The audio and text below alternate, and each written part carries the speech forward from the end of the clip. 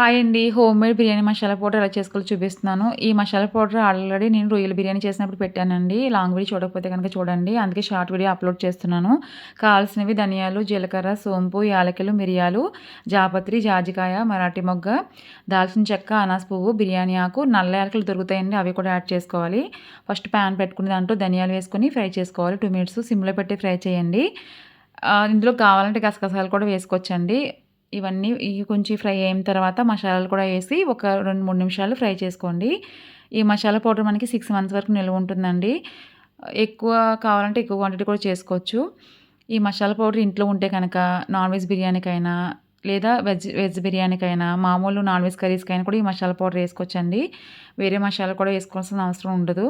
So, ఇవన్నీ చల్లారిన తర్వాత మిక్సీ వేసుకొని పౌడర్ చేసుకొని ఒక డబ్బాలో పెట్టుకొని ఉంచుకుంటే మనకి 6 మంత్స్ ఉంటుంది. అంతేనండి, చాలా ఈజీ. తప్పకుండా ట్రై చేయండి. నచ్చితే గనక లైక్ చేయండి, షేర్ చేయండి, సబ్స్క్రైబ్ చేయండి. మరో వీడియోతో మళ్ళీ కలుద్దాం. Thank you for watching.